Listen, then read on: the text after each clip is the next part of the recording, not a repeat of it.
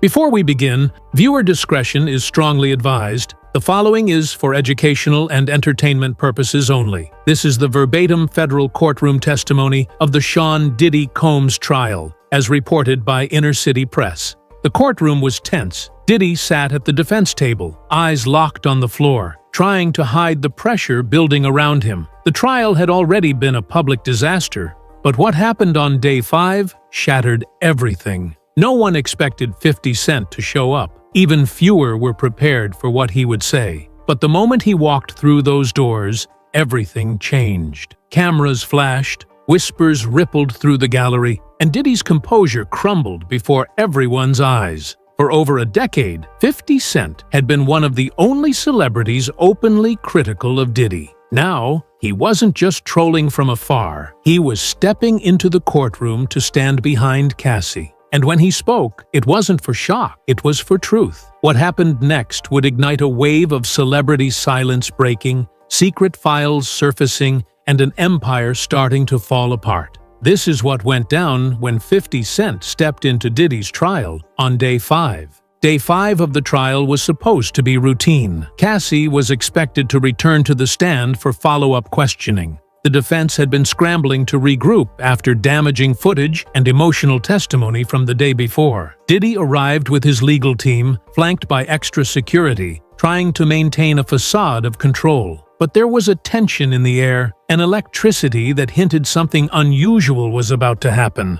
That's when the back doors of the courtroom opened, and in walked 50 Cent. Dressed in a sharp gray suit with dark glasses, he entered like a man on a mission. The courtroom gallery went still. Even the sound of papers shuffling stopped. Cassie's attorney turned to look. Diddy froze. For a moment, everything paused. No one expected him to show. Not physically. Not here. He had been making noise online for weeks, posting cryptic messages, sharing old interview clips, throwing shade. But this was different. This was a declaration. He didn't say a word at first. He simply took a seat near the back, folded his arms, and stared directly at Diddy. The prosecution gave each other glances. The defense visibly panicked. One of Diddy's attorneys leaned in, urgently whispering something in his ear. But Diddy wasn't listening. He was staring back at 50, like a man seeing a ghost from a past he couldn't control. The judge acknowledged 50's presence without a word. She nodded slightly in his direction, then addressed the court as usual. But the mood had changed. Something was coming, and everyone could feel it.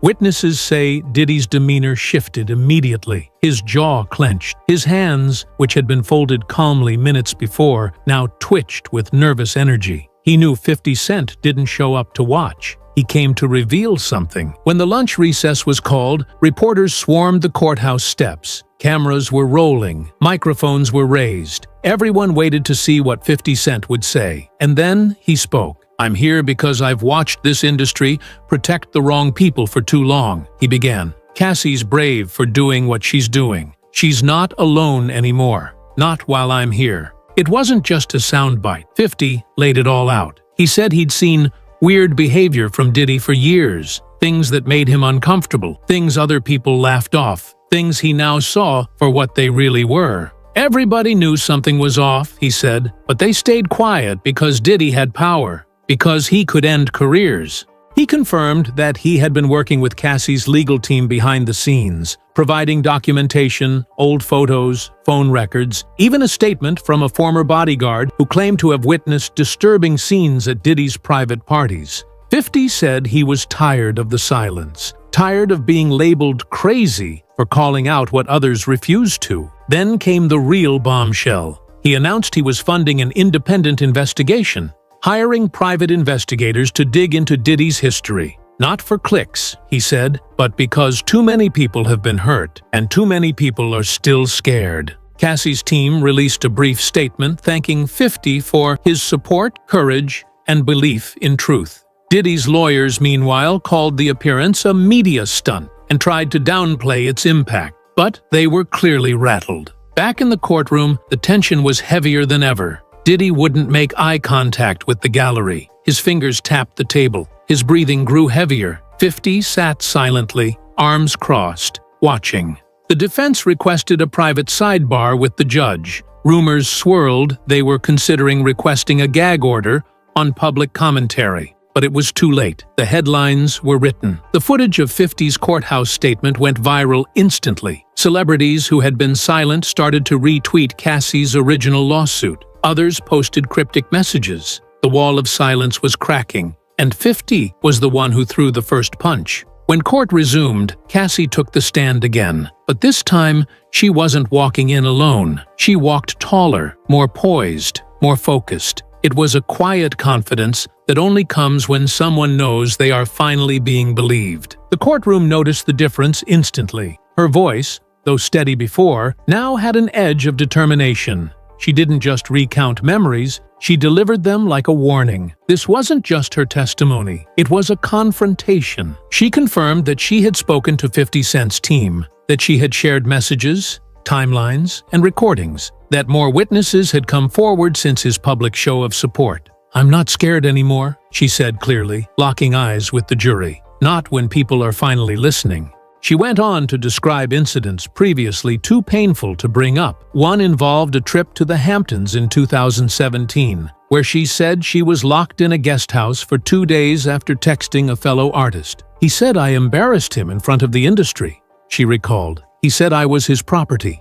The defense objected. The judge overruled. Cassie also described unwritten rules of Diddy's world: where to stand at parties, who she could talk to, when she was allowed to leave the room. It wasn't love, it was control. Then came the moment that froze the room. She turned slightly toward the gallery, eyes steady. "I know some of you in here have seen what he's done, and I hope you say something too." You could hear the sound of someone breathing heavily in the back. It was Diddy. His eyes locked on her, filled with something between disbelief and fury. One of his lawyers placed a hand on his shoulder. He didn't react. 50 Cent remained still, but his nod of approval didn't go unnoticed. Cassie's testimony hit harder than ever, not because of what she said, but because now she wasn't alone. The presence of someone as high profile as 50 Cent gave her words gravity, and the jury felt it. Courtroom observers noted several members taking extra notes, leaning forward. One juror even shook their head slowly during parts of her story.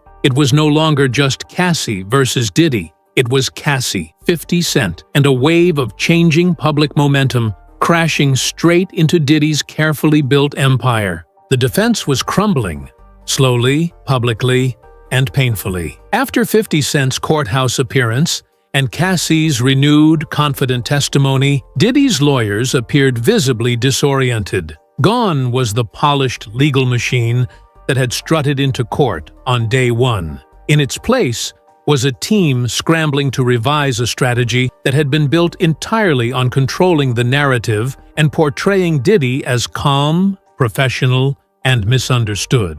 Court insiders revealed that overnight, the defense held an emergency strategy session in their hotel, reportedly lasting until nearly 4 a.m. According to leaked notes, they were debating whether to keep denying everything outright or pivot to an emotional appeal, one that painted Diddy as a product of his environment, a flawed man who made mistakes but didn't deserve public crucifixion. It was a dramatic departure from the total innocence argument they had originally pursued. That morning, the prosecution capitalized on the chaos. They submitted a motion to introduce additional testimony from 2 new witnesses, former employees who claimed to have direct knowledge of events Cassie mentioned in her testimony. One was a former tour manager who said he once witnessed Diddy shouting at Cassie behind closed doors, then storming out and punching a wall. Another was an ex-assistant who had resigned after being told to monitor Cassie's whereabouts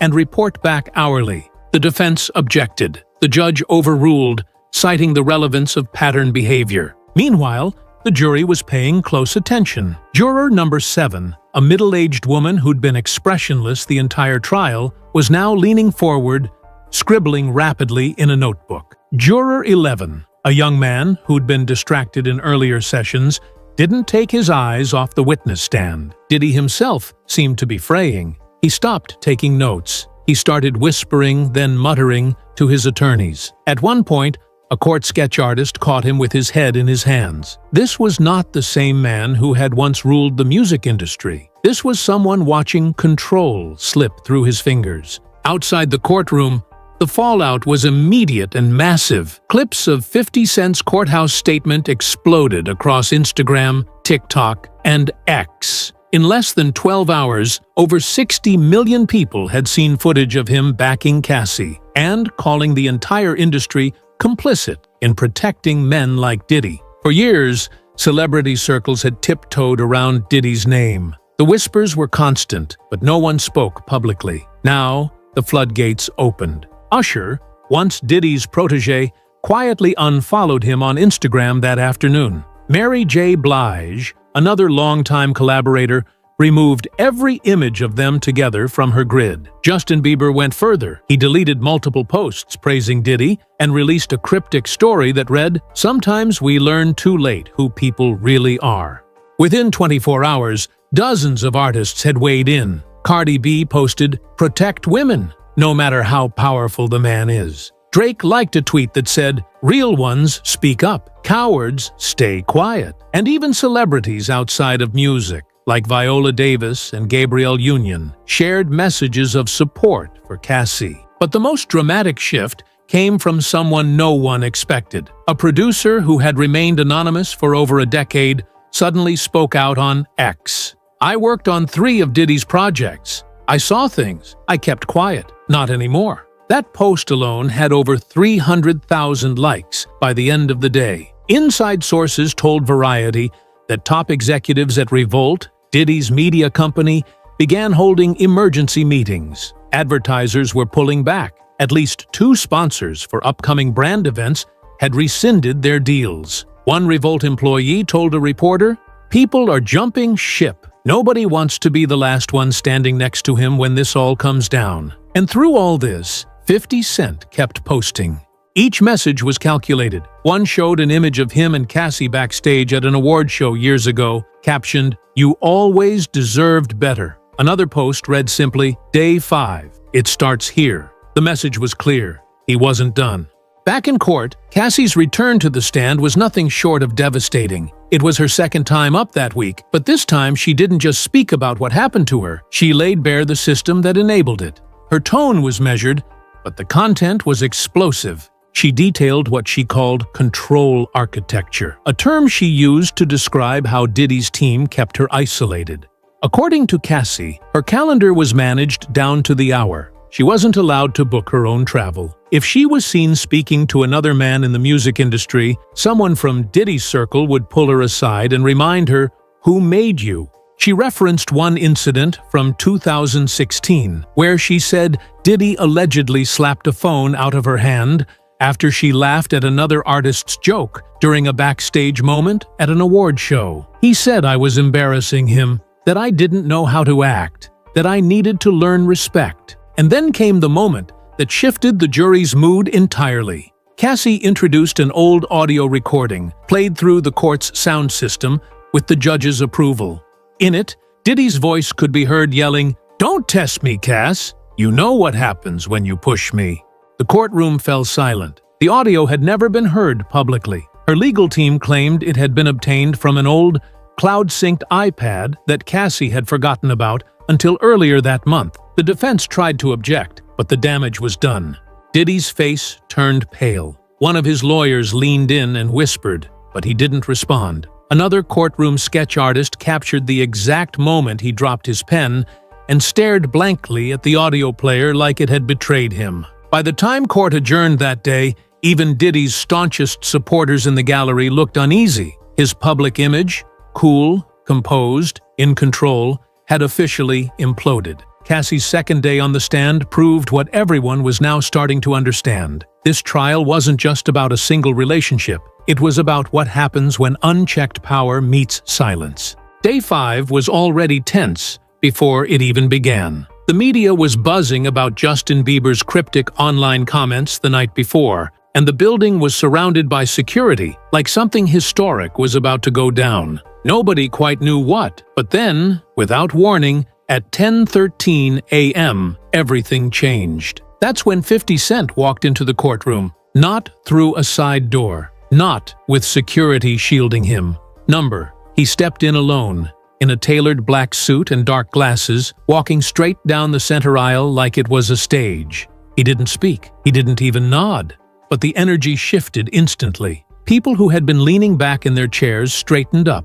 Phones that had been tucked away were suddenly pulled out again. Reporters stared at each other, wide-eyed. This wasn't just a courtroom. It was now a scene. Diddy saw him instantly. Witnesses said his body language changed the moment 50 entered. His jaw tightened. He leaned forward in his chair and whispered something to his attorney. His fingers, which had been resting calmly on a notepad moments before, now dug into the edges of the table. The prosecutor noticed it too. She paused her pacing and let the moment breathe before continuing, as if to acknowledge that a new witness hadn't entered the courtroom, but a statement had. Cassie's eyes flicked toward 50 Cent just once. No smile, no reaction.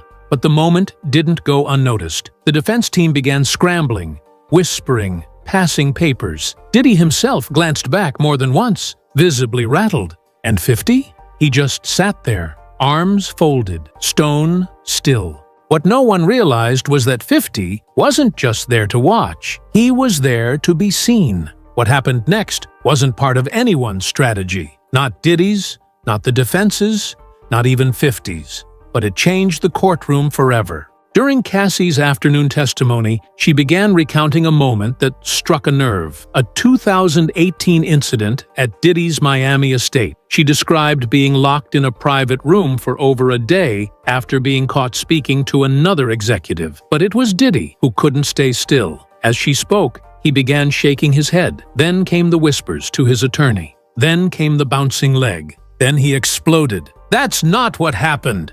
he shouted, slamming his open palm against the table. The noise echoed like a gunshot through the courtroom. Everyone froze. Even the court reporter's fingers paused mid-keystroke. Cassie didn't flinch. Judge Harmon raised her gavel. "Mr. Combs, this is your only warning. One more outburst, and you will be removed." But Diddy didn't stop. His eyes weren't on Cassie anymore. They locked onto the back of the courtroom, on 50 Cent. "And you," he growled, pointing, "you've been waiting for this, haven't you? You'll regret it." Security moved instantly. 2 guards closed in behind Diddy's seat. One stood between him and the gallery. The room was tense, as if everyone expected the next moment to be even more explosive. But 50 didn't react. Not a word, not a flinch, just a slow, deliberate shift in posture. He leaned back further in his chair, crossed one leg over the other, and stared. Cassie continued her testimony like nothing had happened. And the judge? She didn't call a recess. She let the silence hang in the air as she looked Diddy directly in the eyes and said, "Control yourself, or I will." For a man who built his legacy on always being in control, that one sentence hit harder than anything else. As the afternoon wore on, the courtroom grew quieter. Nobody dared speak out of turn. Even reporters who usually slipped in and out for bathroom breaks stayed glued to their seats. Why? Because for the first time in decades, Diddy didn't seem untouchable. The outburst had exposed something nobody had seen before. Not in interviews, not in scandals, not even in past lawsuits. This wasn't the smiling mogul or the cool businessman. This was a man unraveling in real time. And while Diddy was unraveling, 50 Cent was rising. Outside the courthouse, whispers had already started turning into headlines. TMZ reported, 50 Cent stares down Diddy in courtroom showdown. Twitter flooded with clips from old interviews where 50 had warned about Diddy for years. Suddenly, what once sounded like petty rap beef now seemed like chilling foresight. One video from 2009 resurfaced, 50 telling a host, "There's things about Puff that just don't sit right with me." That man got secrets. Now those secrets were crawling out from under every stone. Inside, Diddy had gone silent. His legal team circled around him during breaks, speaking low and fast. Cassie's attorneys, on the other hand, were glowing. Their star witness had kept her composure through it all. Their biggest opponent had cracked in front of a federal judge. Even the jury seemed to notice. One older juror who had previously taken notes methodically now stared straight ahead, arms crossed, lips tight. Another scribbled furiously as Cassie spoke, as if she didn't want to forget a word. And still, 50 Cent sat in the back. At one point,